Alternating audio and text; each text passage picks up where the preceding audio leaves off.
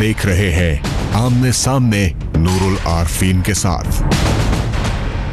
अस्सलाम वालेकुम नाज़रीन, मैं हूं नूरुल आरफीन सिद्दीकी और आप देख रहे हैं प्रोग्राम आमने सामने। आज का दिन भी सियासी कशमकश, सियासी उलझन लिए हुए था। पाकिस्तानी अवाम कंफ्यूज हैं, किधर जाएं, किससे रोएं, किससे दुखड़ा गाएं। कल के हरीफ आज के हलीफ बन चुके हैं, कल जो रकीब थे आज वो हबीब बन चुके हैं। पाकिस्तान में सियासत किस रुख पर जा रही है इसका कोई प्रेडिक्शन कोई भी नहीं कर सकता। जिन पर FIR कटवाई जाती है सियासी फ़ायदे के लिए, फिर उन्हें डिप्टी प्राइम मिनिस्टर बनाया जाता है। ये मैं नहीं कह रहा, ये पाकिस्तानी सियासत की तारीख़ में दर्ज है और मौर्रिख इस पर आज भी शर्मिंदा है। पाकिस्तान में सियासत का कोई रुख क्यों नहीं मुतय्यन किया जा सकता? पाकिस्तान में नज़रियाती सियासत की गुंजाइश क्यों नहीं है? और पाकिस्तानी सियासत डबल स्टैंडर्ड्स, दोहरे मेयारात क्यों रखती है? इसके ऊपर हम आज बात करेंगे। मेरे साथ प्रोग्राम में मौजूद हैं इस वक्त रुबीना कायम खानी साहिबा, उनसे गुफ्तगू करूँगा। मैम, प्रोग्राम में खुशामदीद कहता हूँ, कैसी हैं आप? जी बिल्कुल ठीक ठाक। अच्छा, मैंने जितनी एग्जैजरेशन से इस वक्त काम लिया है और जितना मैंने जहर उगला, आप कितनी फ़ीसद बातों से अदम इत्तेफाक रखती हैं? देखिए, जो बातें आपने की नूरुल आरफीन, मैं ये कहूँगी कि पाकिस्तान की सियासत जिस तरह से अनस्टेबल रही है माजी में, और जिन हालात में हमारे सियासतदानों ने अपना एक रोल प्ले किया है उसकी, क्योंकि अगर शहीद जुल्फ़िकार अली भुट्टो का अगर आप उनका किरदार अगर आप देखते हैं, शहीद मोहतरमा बेनज़ीर भुट्टो का अगर आप किरदार देखते हैं, और जिस तरह से बाकी और सियासतदानों का भी जिन्होंने जो है पॉजिटिव रोल प्ले किया पाकिस्तानी सियासत में, तो ये बात तो तय है कि पाकिस्तान की बका और सालमियत जो है वो सियासत में ही है। और जिस तरह के फेज से हमारा मुल्क जिस तरह से डिक्टेटरशिप से गुजरा है और जिस तरह के हालात से हमारा मुल्क गुजरा है, उसमें क्योंकि कोई बेहतरी नज़र नहीं आई, और जो भी अगर आप अदवार उठा के देखें, जो सियासी अदवार थे उसी में ही जो है वो कुछ ना कुछ बेहतरी की तरफ मुल्क गया है। अदरवाइज़ जो है वो एक, अगर आप इस चीज़ से वाकिफ़ हैं, और सारी मैं समझती हूँ कि अगर कहीं पर भी अगर मुल्कों में अगर डिक्टेटरशिप होती है तो वो मुल्क कभी भी तरक्की नहीं करते, बल्कि वो 100 साल पीछे ही चले जाते हैं। यहाँ पाकिस्तान में पता नहीं क्यों लोगों को ऐसा लगता है कि यहाँ आटे में नमक के बराबर जो है वो डिक्टेटरशिप के अदवार में जो पाकिस्तान ने तरक्की की है और डिक्टेटर्स का ज्यादा रहा है। कुछ लोगों को ये गुमराहकुन हकीकत का इदराक हो चुका है। पता नहीं क्यों ये कहते हैं कि पाकिस्तान में जितनी तरक्की हुई है वो सिर्फ आमिरों ने कराई है, सियासतदानों ने तो अल्लाह माफ करे माज़अल्लाह उनको लगता है कि बड़ा गरक किया। हालांकि मैं इस राय का हामिल नहीं हूँ, लेकिन जान साहब हमारे साथ मौजूद है। जान साहब, आपको प्रोग्राम में खुशामदीद कहता हूँ, बाकायदा तौर पर आपको शरीक गुफ्तगू बनाते हुए। सर, ये मुझे बताइए, मियां शहबाज शरीफ साहब को मेरे प्रोग्राम से कुछ देर पहले पता चला कि रेंटल पावर मंसूबों में करप्शन की जिम्मेदार जरदारी साहब और उनकी टीम है। जरदारी साहब को कब अरेस्ट कर रहे हैं, किस तरह की सजा उनके लिए तजवीज़ करेंगे? मलिक क़य्यूम की टेप तक आपको ले जाना चाहूँगा, क्या कहेंगे? देखिए, एहतसाब करप्शन के ख़िलाफ़ हमारा काम नहीं है। ये हमारा एक इदारा है जिसका नाम नैब है, जो आइन में उसकी स्टेटस है, वो उनका काम है। हमारे लिए जो एहतसाब का मयार सबको मालूम था, GIT बनी, टाइम बार्ड, एक मुकदमे के लिए वक्त रखा गया, एक निगरान जज। तो हम देखना चाहेंगे कि कब जरदारी साहब के लिए, बाकी जो वज़ीर-ए-आज़म रहे हैं उनके लिए कब जो है GIT बनेगी, कब उनके लिए टाइम बार्ड एक फ़ैसला आएगा, और किस तरह एक निगरान जज उनके एहतसाब और MLA के ज़रिए जो हमारा एक एग्रीमेंट होता है बैरूनी ममालिक के साथ, किस तरह उनका पैसा लाया जाएगा। तो एहतसाब करना गवर्नमेंट का काम नहीं है, ये एहतसाब नहीं इंतकाम होगा। जब भी गवर्नमेंट ने माजी में भी की है वो एक तरफा हुआ है, उन पर एलिगेशन लगे। अब जो है नैब एक इंडिपेंडेंट इदारा है जिसको आप भी मानते हैं, हम भी मानते हैं, ये खुद भी मानते हैं। अब चैलेंज ये है कि किस तरह इन लोगों पर जिन पे इल्ज़ाम थे सीरियसली, डॉक्टर आसिम साहब पे इल्ज़ाम था कि 400 अरब पता नहीं कितने हैं और स्टेट और टेररिज्म और मनी लॉन्ड्रिंग के इल्ज़ाम थे। इसी तरह 7 अरब के जिनके सबूत हैं नैब के, जनाब मेमन साहब के पास, खुद जरदारी साहब ने माना है कि सिरे महल और पेरिस से बाहर चटेलिए। इसी तरह बाकी लोगों पे टप्पी, पता नहीं काका मामा, ये सारे लोग थे जिन पे सीरियस इल्ज़ाम हैं। तो आज सवाल सबके सामने है कि वो किधर गए। हम भी पूछना चाहेंगे, आप भी इसमें दिलचस्पी लेंगे, क्योंकि एहतसाब का एक नारा नवाज शरीफ के खिलाफ शुरू हुआ। बात आपने बिल्कुल दुरुस्त की है। मैं मोहतरमा रुबीना कायम खानी साहिबा की तरफ दोबारा जाऊंगा। मैडम, आपकी नॉलेज समझ में है ये अभी जो नाम इन्होंने लिए जान अचकज़ई साहब ने, ये टप्पी और मंजूर कादिर काका और मामा, पता नहीं किसको कह रहे थे, किसके मामा की बात कर रहे हैं, ये जितने मामा करप्शन में हमें मामा बना के गए हैं, आप इनके बारे में कोई मालूमात शेयर करना चाहेंगी या उनको उनकी बारात का मुकदमा कुछ क्या कहेंगी?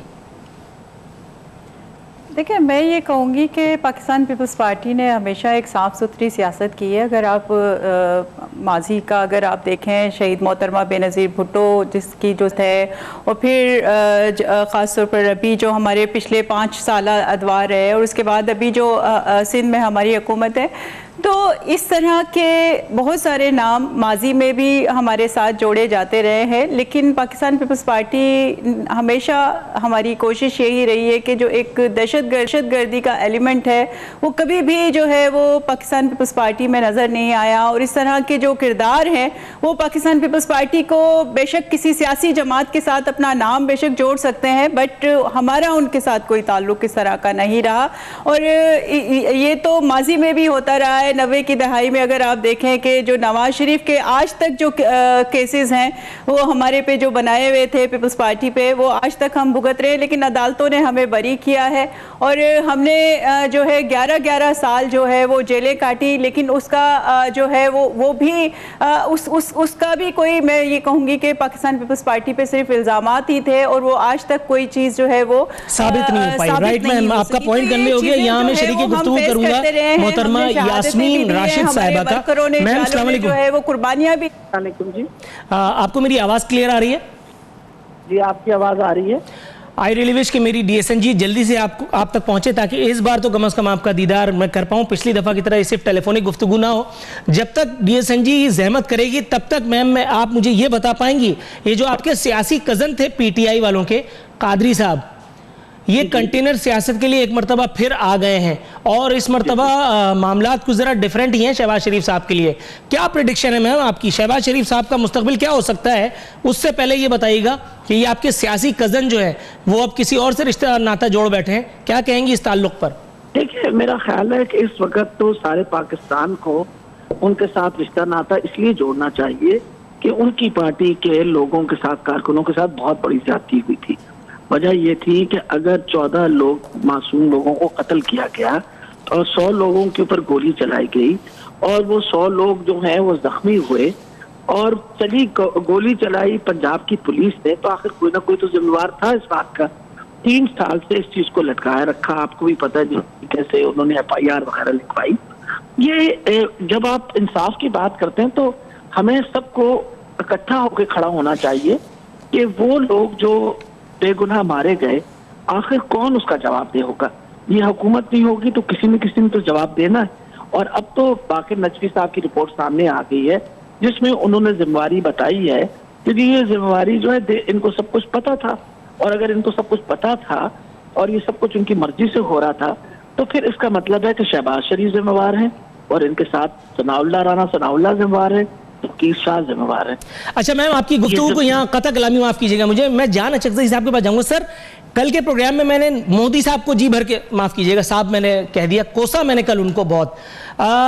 ये मोदी जी जो है, भारत के अवाम तो इतने महात्मा है, इतने अजीम है, इतने दानी है कि एक करप्ट आदमी को उन्होंने अपना सियासतदान के तौर पे कबूल भी किया और उसको अपना रहनुमा भी मुंतखब कर लिया।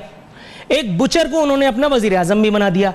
अगर हिंदुस्तान की रिवायत को पाकिस्तान में उसका नफाज किया जाए तो आपके ख्याल में जो मॉडल टाउन में क़िताल हुआ था 14 या 18 शोहदा का, आपके ख्याल में राना सनाउल्लाह साहब की या वज़ीर आला शहबाज शरीफ साहब, अगर मोहतरमा यास्मीन राशिद साहिबा सही फरमा रही हैं, तो उनकी प्रमोशन के लिए क्या बंदोबस्त किया है आप लोगों ने?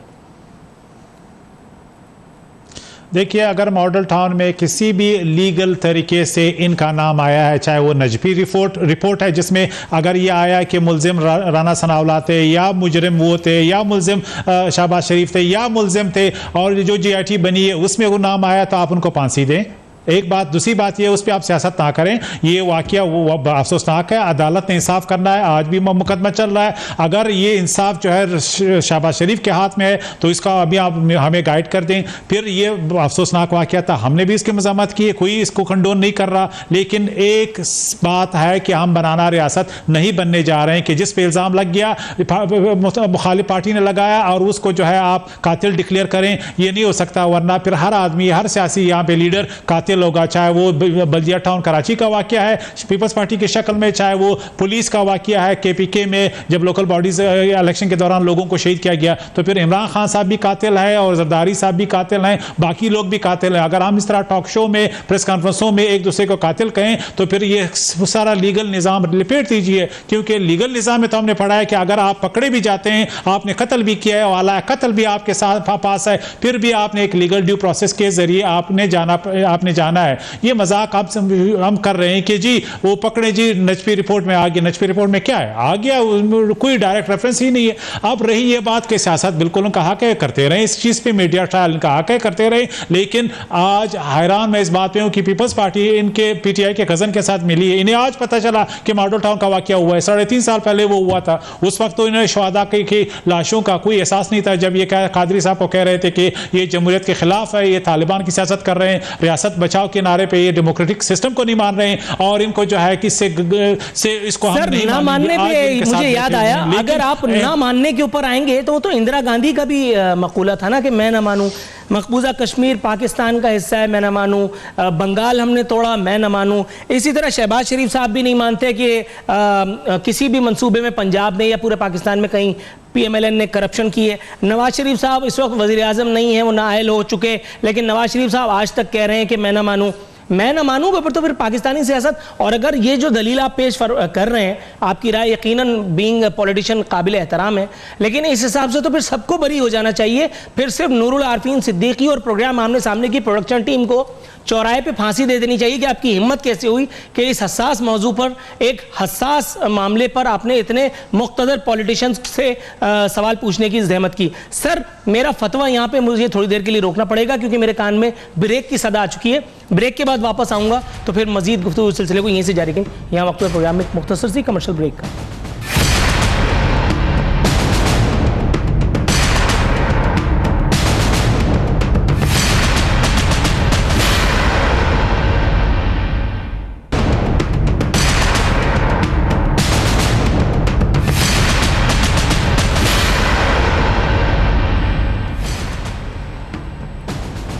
वेलकम बैक नाज़रीन। बरस्तूर हमारे मेहमान हमारे साथ मौजूद हैं।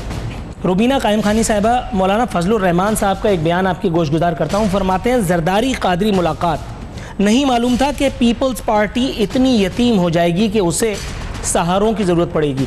क्या फरमाएंगी इस एक बयान पर? पीपल्स पार्टी को वाकई बैसाखियों की ज़रूरत है? मुझे इस बयान की वैसे समझ नहीं आई। पाकिस्तान पीपल्स पार्टी की हमेशा कोशिश रही है, अगर आपको याद हो कि जब शहीद मोहतरमा बेनज़ीर भुट्टो जब वो हयात थी तो उस वक्त हमने COD जो है वो चार्टर ऑफ डेमोक्रेसी साइन किया था नवाज शरीफ के साथ, जिस जमात ने की वजह से पाकिस्तान पीपल्स पार्टी ने सफ़र किया, हमने उसको ऑन बोर्ड लिया और सिर्फ डेमोक्रेसी के लिए। और आज भी हमारी यही कोशिश है कि अगर पाकिस्तान पीपल्स पार्टी पाकिस्तान की सियासत में कोई पॉजिटिव रोल प्ले कर सकती है और कोई अच्छा काम हमारी वजह से हो सकता है और कोई जमातें हमारे साथ ऑन बोर्ड आकर मुल्क की बका और सालमियत के लिए काम कर सकती हैं, तो हम वो कोशिश करते रहेंगे। हमने माजी में भी की है और अभी भी करते रहेंगे और आगे जो है वो फ्यूचर में भी हमारी यही पॉलिसी रहेगी। क्योंकि सियासत अगर नूरुल आरफीन, अगर आप समझते हैं और हम सबको मैं समझती हूँ कि इस चीज़ की समझ है कि सियासत में ही सियासी जो है वो हल ही जो है वो पाकिस्तान या किसी भी मुल्क को आगे लेके जा सकती है। और हम सब जमातों को मैं ये कहूँगी कि ये इस वक्त की ज़रूरत है। जो चैलेंजेस हमारे इंटरनल और एक्सटर्नल हैं उनको बीट करने के लिए हमें हमारी कोशिश ये होनी चाहिए कि हमको एक पेज पे आनी चाहिए और हमें जो है पाकिस्तान की सालमियत के लिए काम करना करना चाहिए, क्योंकि ये ज़रूरत है वक्त की कि हम सब सियासी जमातें इकट्ठी होके मिल बैठ के जो है कि इन चीज़ों का हल निकालें। हाँ, वो एक अलग बात है कि जब एक डेमोक्रेसी ट्रैक पे चलती है, फिल्ट्रेशन होती है, जिस तरह से माजी में अगर कोई चीज़, कोई जमातें अगर करप्शन में मुलविस रही हैं तो वो एक सिस्टम खुद ही फिल्टर होता जाएगा, लेकिन कंटिन्यूटी जो है वो डेमोक्रेसी की जो है वो ज़रूरी है। उसके लिए पाकिस्तान पीपल्स पार्टी पहले भी कोशिश करती रही है। मैम यास्मीन राशिद साहिबा, मैम ये मुझे बताइएगा, वज़ीर आला पंजाब फरमाते हैं इमरान खान नियाज़ी ने गरीब कौम के 22 माह ज़ाया किए। इमरान खान साहब को क्या ज़रूरत पड़ी थी कि बिलावजह लोगों का टाइम ख़राब कर रहे हैं? दूसरी बात, वज़ीर आला कहते हैं 1 वाट बिजली नहीं बनाई, कहते हैं नया खैबर पख्तूनख्वा बनाऊंगा। आपको पता है कितनी बिजली बनाई वज़ीर आला शहबाज शरीफ साहब ने? ईरान तक को बिजली जा रही है। जी माशाल्लाह, उनकी बिजली का तो हर तरफ चर्चे हैं। वजह यह है कि जितना शोर व गुल उन्होंने मचा रखा है अपनी बिजली के ऊपर, और आपके सामने है जितने मसले मसाइल उनकी बिजली को फेस कर रहे हैं। सबसे बड़ी बात है कायदे आजम वो जो सोलर पावर पार्क है वो तो अब वो प्राइवेटाइज करने की कोशिश कर रहे हैं, बल्कि किसी प्राइवेट कंपनी को बेचने की कोशिश कर रहे हैं, क्योंकि उनसे खुद तो चलाया नहीं जा रहा। उसमें 5% जो है वो बिजली की प्रोडक्शन 5 to 10% हुई। आपके सामने नंदी पावर प्रोजेक्ट जो है उसके हालात आपके सामने ही है। उसका सारा वो जिम्मेवार जो है वो पीपल पार्टी को ठहरा कि सारी गलतियां उनसे की है। आपके सामने जो इन्होंने कोल प्लांट लगाया है वो आपके सामने उसके हालात है। वो जो मर्जी कहते रहे, सबसे इम्पोर्टेंट ये चीज है, देखिए पहले भी जहां तक बिजली का ताल्लुक था, बिजली को अगर आप पैसे देते रहते अपने IPPs को, तो बिजली तो आपके पास मुकम्मल तौर पे इतनी प्रोड्यूस हो रही थी कि 90% पाकिस्तानियों को बिजली मिल सकती थी। आपका प्रॉब्लम ये था कि आपने अपना वो जो सर्कुलर डेट है वो पहले आते साथ 480 अरब रुपए जो थे वो उतारे आपने, और माशाल्लाह अब आपने 800 अरब रुपए और का कर्जा उठा लिया है। प्रॉब्लम ये है कि ये इनका मैम प्रॉब्लम ये है कि आप समझ नहीं पा रही है, लेकिन ये कर्जा भी तो गरीब कौम को उसका म्यार जिंदगी बुलंद करने के लिए लिया गया है ना। मतलब गरीब कौम के वजीर और वजीर हो जाएंगे और अमीर हो जाएंगे, आप समझ नहीं पा रही है मेरा ख्याल है। देखिए मेरा ख्याल है ये अहम चीज ये है कि इस वक्त पाकिस्तान के अंदर अगर हालात बहुत बेहतर होते तो फिर आपके 43% बच्चे जो हैं वो स्टंटेड ना होते ग्रोथ के अंदर, 50% लोग जो है वो गुर्बत इनके नीचे ना रह रहे होते, 50% खवातीन जो है वो बेचारी खून की कमी के शिकार ना होती। इस वक्त हालात ये होते तो आपने कम से कम करोड़ बच्चा जो है वो इस वक्त स्कूल से बाहर है, उसके बारे में क्या करना है आपने? ये सारी चीजें दुरुस्त है। जान साहब सर ये बताइएगा, शहबाज शरीफ साहब फरमाते हैं नंदीपुर पावर प्रोजेक्ट की इंक्वायरी मुकम्मल होने पर आसिफ जरदारी और उसकी टीम जेल जा सकते हैं। सर किसने रोका है आप लोगों को मुकदमा कायम करने के लिए? चलें, आपने आगे तो नैब का काम बता दिया कि नैब एहतसाब करेगी। मैं एहतसाब करने की बात नहीं कर रहा, मैं मुकदमा तो रियासत ही बनाती है ना, या गवर्नमेंट का काम होता है, ये कब करेंगे? अच्छा देखिए, कंप्लेन पे एक्शन लेना नैब का काम है, इन्वेस्टिगेट करना, रेफरेंस बनाना, ट्रायल पे जाना, ये एक सिस्टम है, उसमें नैब की मैंडेट है। ये गवर्नमेंट का इसमें कोई काम नहीं है। अगर किसी को भी कोई भी शिकायत होती है तो नैब शिकायत जो है उस पर एक्शन लेती है। दूसरी बात ये कि अगर हम समझते हैं कि वाकई शहबाज शरीफ ने कुछ काम नहीं किया तो 3500 मेगावाट इन्होंने सिस्टम में बिजली डाली है कि विकी हुकूमत ने, खान साहब ने 1 मेगावाट बिजली, 1 मेगावाट भी सिस्टम में उनकी कोई कंट्रीब्यूशन नहीं है। दूसरी बात यह कि उनका जो मकसद था 22 महीने का, देखिए एक ऐसा प्रोजेक्ट जिसमें तकरीबन 2 लाख से ज़्यादा लोग सफ़र करेंगे पर मंथ, अगर तमाम आप जो है इंफ्रास्ट्रक्चर के प्रोजेक्ट्स को काउंट करें, पिंडी मोटरवे, मुल्तान और तो तकरीबन साल में 1 मिलियन से ज़्यादा लोग महीने में इस पर सफ़र करेंगे। तो एक ऐसा प्रोजेक्ट जो तकरीबन $2 बिलियन से हो रहा था, जो एक चाइनीज़ लेंडर दे रहा है, उस मनसूबे को 22 महीने डिले करना, ओवर कॉस्ट की जिम्मेदारी किसकी होगी? और जिस तरह से हमने ये एक मैसेज दिया चाइना को कि आपके पैसों से हम किस तरह जो है पॉलिटिक्स कर रहे हैं, तो ये मुल्क के लिए अच्छा नहीं है। सर आपने बताया 3500 मेगावाट बिजली जो है वो सिस्टम में इनकॉर्पोरेट की गई है। सर कराची के लिए 200-250 मेगावाट अगर दे देते तो मेरे ख्याल है सिर्फ पंजाब की गवर्नमेंट ने, नहीं वो बात आपने दुरुस्त फरमाई आपने, जाहिर है पंजाब में वो अलग मामला इधर उधर हो जाएगा। ये मुझे बताइए सर, कराची वालों से क्या दुश्मनी है बेचारों से? आपके बयान से पहले अवैस लगारी साहब टेलीविजन पे नाजिल हुए थे, उन्होंने बताया कि हम अब बिजली एक्सपोर्ट करने की पोजीशन में आ चुके हैं और नवाज शरीफ का वादा हमने पूरा कर दिया। मैं काफ़ी देर तक हंसता रहा, मेरे घर पे लाइट 1 घंटे जाती थी, अवैस लगारी के बयान के बाद मैं 3 घंटे की लोड शेडिंग, और वो भी 3 दफ़ा, यानी 9 घंटे की लोड शेडिंग भुगत रहा हूँ। नूरुल आरफीन सिद्दीकी से अवैस लगारी, नवाज शरीफ, शहबाज शरीफ, जान अचकज़ई की क्या दुश्मनी है कि मुझे बावजूद एक अमन पसंद शहरी होने लेकिन एक बदतमीज़ एंकर होने की सज़ा दी जा रही है 9 घंटे की लोड शेडिंग भुगतने की सूरत में? देखिए, आप अगर शिकायत करें तो क्या इलेक्ट्रिक से करें, वो एक प्राइवेट एंटिटी है जो कराची को बिजली सप्लाई कर रही है। रही ये बात, हमारा दावा 70% पाकिस्तान में जहां पे चोरी लेस देन 10% है वहां पे जीरो लोड शेडिंग है। जीरो, आई रिपीट, जहां पे चोरी 10% से कम है वहां पे जीरो लोड शेडिंग कर दी गई। जहां पे चोरी होती है उसकी जिम्मेदारी रियासत पाकिस्तान ने नहीं ली है, गवर्नमेंट पाकिस्तान ने नहीं ली है, हमने नहीं ली है। जहां पे चोरी 10% से ज्यादा है उनको बिजली नहीं मिलेगी। अनफॉर्चुनेटली हमें सख्त फैसले करने पड़ेंगे। ये बिजली मुफ्त नहीं आती, इसके लिए ज़र मुबादला खर्च होता है, जो आवाम का पैसा है। जो लोग टैक्स देते हैं, जो गवर्नमेंट को, रियासत को टैक्स देते हैं, उनको बिजली जीरो लोड शेडिंग उनका हक है। लेकिन जहां पे 10% ज्यादा चोरी है उनका हक नहीं बनता। अब ये एक ऐसा बैलेंसिंग एक्ट है जो आपको करना है, हमें हार्ड चॉइसेस करने पड़ेंगे। अब ये मुल्क उसका मुताबिल नहीं हो सकता। कायम खानी साहबा, ये मुझे बताइए, हालांकि चोरी के जरिए बिजली इस्तेमाल पता है, लेकिन फिर भी अज़राह तफन्नुन कह लें या रस्मी कार्रवाई कह लीजिए, गो के पाकिस्तान में कोई भी सियासी जमात इतनी तवंगर नहीं है, गो के पाकिस्तान का कोई लीडर इतना बड़ा फिरौन नहीं है, गो के पाकिस्तान में कोई इतना जरी बहादुर बेटा इस अर्ज़ मुक़द्दस पर पैदा नहीं हुआ कि के इलेक्ट्रिक के खिलाफ एक बात कर सके, कुजा उसकी यानी क्लास लेना। आप मुझे बताएंगी, जान अचकज़ई साहब ने जो बताया कि मैं के इलेक्ट्रिक की अगर शिकायत करनी है तो सूबाई हुकूमत जाऊं, आप मैम अगर सूबाई हुकूमत में होने का इल्ज़ाम सहें तो ज़रा मुराद अली शाह साहब से ज़रा पूछ लीजिए वो क्या तीर चला रहे हैं।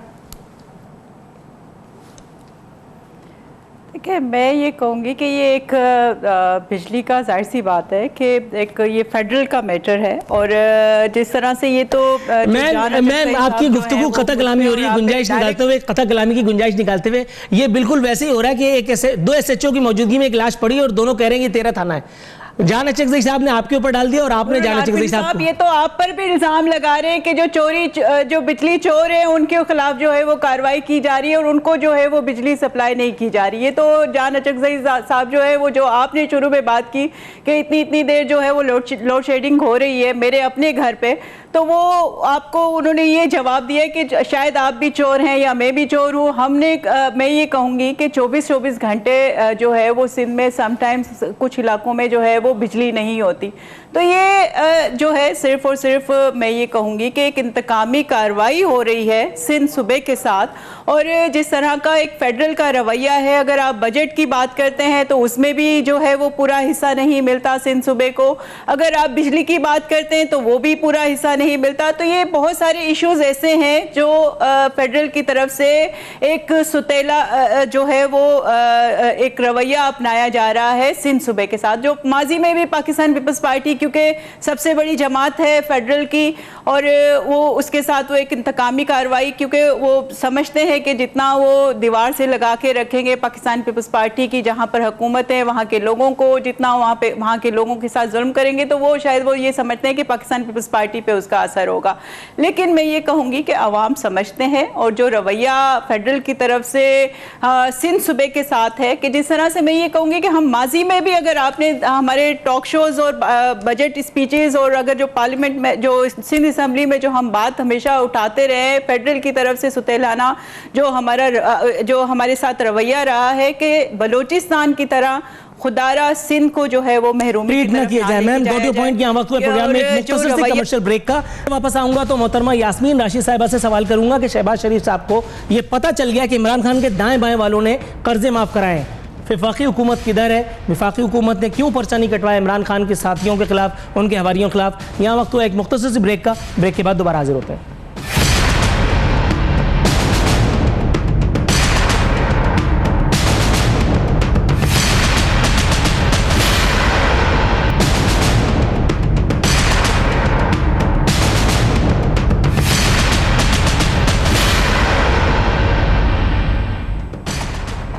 वेलकम बैक नाज़रीन। वक्त कम है, मुकाबला सख्त। मैम, मैं अपना सवाल दोहराना नहीं चाहता क्योंकि वक्त की शदीद कमी है। यास्मीन राशिद साहिबा, अपना जवाब अगर इनायत करें तो नवाजिश होगी। जी, मैं बिल्कुल जवाब देने को तैयार बैठी हुई हूँ। देखिए जी, सबसे अहम चीज़ है कि हुकूमत, जैसे आपने बात की, हुकूमत तो नून लीग की है, चाहे आप इस वक्त पंजाब में कहें और फेडरल गवर्नमेंट में कहें। और अगर इनको ख्याल है कि जो इमरान खान के दोनों तरफ खड़े हैं उन्होंने को गलत काम किया है, तो किसने मना किया इनको? भैया आप उनके खिलाफ FIR लिखवाइए, आप उनका केस नैब को भेजिए, आप करिए तो सही ना। कुछ करते भी कुछ नहीं है और शोर भी मचाए चले जाते हैं। आफ्टर ऑल ये किसने करना है? हम तो पहले दिन से ये कह रहे हैं कि ये हुकूमत का काम है कि अगर कहीं गलत काम हो रहा है तो हुकूमत उसकी बाकायदा उसकी इन्वेस्टिगेशन करे, तफ्तीश करे और जो बंदे ने गलत काम किया है उसको मंतकी इंजाम तक पहुंचा के उसको बाकायदा सजा भी दे। हमने मना तो बिल्कुल नहीं किया उनको, तो इस वजह से वो क्यों परेशान है? बजाय इल्ज़ाम लगाने के बेहतर है। अब देखिए ना, हमने इल्ज़ाम लगाया कि जी ये पनामा लीक्स की मसला है और आप गलत बयानी कर रहे हैं, तो मंतकी अंजाम तक पहुंचाने के लिए 1.5 साल लगा हमें। आपको पता है पीछे हम पड़े रहे, इसीलिए तो इतने बयान देने पड़ रहे हैं मैम, क्योंकि आपने मंतकी अंजाम तक पहुंचा दिया। यही तो आपने मसला कर दिया। अच्छा, रुबीना कायम खानी साहिबा, इसी वक्त को आपके दरमियान तकसीम करते हुए, क्योंकि तीनों लोगों को मुझे वो करना है, मैम ये मुझे बताइएगा कि ताहिरुल कादरी साहब को, हालांकि ये सवाल मैं कल के प्रोग्राम में पूछ चुका हूँ, लेकिन सवाल बड़ा दिलचस्प है, इसलिए पूछने की इजाज़त दीजिए। ताहिरुल कादरी साहब को बिलावल साहब ने फरमाया था कि ये कार्टून है। अब उसी कार्टून के बराबर में बैठ के प्रेस कॉन्फ्रेंस करते हुए आपके ख्याल में जरदारी साहब के दिल पे क्या गुजरी होगी? देखिए, मैं ये कहूँगी कि सियासत में इस तरह के जुमले का कहना, और जिस तरह से मैंने अभी आपको थोड़ी देर पहले एक मिसाल दी कि जो 90 की दहाई में जितने हम पे जो भी जो है वो केसेस बने और जो विक्टिमाइजेशन हुई पाकिस्तान पीपल्स पार्टी के साथ, और हम विक्टिम रहे नून लीग की तरफ से, तो वो जो अब, लेकिन फिर भी हमें उनके साथ बात करना पड़ा। COD जो है वो हमने साइन किया, और सिर्फ मुल्क के लिए। तो किसी के कहने से कोई बात हो नहीं जाती। और क्योंकि मैं इस बात पे ज़्यादा नहीं बोलना चाहूँगी, और सबको पता है कि शहीद जुल्फ़िकार अली भुट्टो की शख्सियत क्या थी, शहीद मोहतरमा बेनज़ीर भुट्टो की शख्सियत क्या थी, और अब बिलावल भुट्टो की शख्सियत क्या है वो हम सब जानते हैं। और वो शहीद जुल्फ़िकार अली भुट्टो के नवासे हैं, उन्हीं के पैरोकार हैं, और उन्हीं के, मैं ये कहूँगी कि शबी है उनके अंदर, जो अगर कोई उनके लिए कोई बात कहता है तो वो चांद की तरफ, मैं समझती हूँ, थूकने के जो है वो मुतरादिफ है। तो मतलब बात ही एंड ऑफ डिस्कशन कर दिया मैडम। अच्छा जान साहब, सर ये मुझे बताइएगा, आपके ख्याल में अगर तोप का रुख खुदा न खास्ता शहबाज शरीफ साहब की तरफ, आप पहले ही से मुस्कुराने लगे, सर सवाल तो पूछने देते, अगर तोपों का रुख शहबाज शरीफ साहब की तरफ मुड़ गया खुदा न खास्ता, तो ये मुझे क्यों निकाला का शहबाज शरीफ वर्जन, इसकी शायरी क्या तैयारी शुरू कर दी है आपने या कोई देर है अभी? देखिए, मुखालिफिन जो है इनकी ख्वाहिश है कि शहबाज शरीफ ने जो प्रोजेक्ट्स शुरू किए वो कंप्लीट ना हो। उन्होंने जो गवर्नेंस मॉडल पूरे पाकिस्तान को दिया है वो किसी तरह जो है इलेक्शन में उन्हें फ़ायदा ना हो। तो अब ये जो है नए मॉडल टाउन भी याद आ रहा है, दूसरी चीज़ें भी याद आ रही है, लेकिन शहबाज शरीफ यहाँ पर रहेंगे, वो नए इलेक्शन में भी जाएंगे, इस्तीफ़ा ना उनका आएगा, और ना इस तरह पार्टियाँ जिसकी एक कादरी साहब एक सीट नहीं जीत सकते, पीपल्स पार्टी जो मेरे ख्याल में पंजाब में वो इस जिस तरह PTI कोयटा में है जिसके 70-80 लोग हैं, तो ये दोनों पार्टियां उन पर कोई प्रेशर नहीं डाल सकती। शहबाज शरीफ साहब 350 तमाम मुअज़्ज़िज़ मेहमानों का शुक्रगुजार हूं कि उन्होंने अपनी मसरूफियत के बावजूद इस प्रोग्राम में शिरकत और हमें एंटरटेन किया। नाज़रीन, इसी के साथ वक्त अब खत्म हुआ प्रोग्राम का। मुझे नूरुल आरफीन सिद्दीकी और आमने सामने की टीम को इजाज़त दीजिए। फ़ी अमानिल्लाह।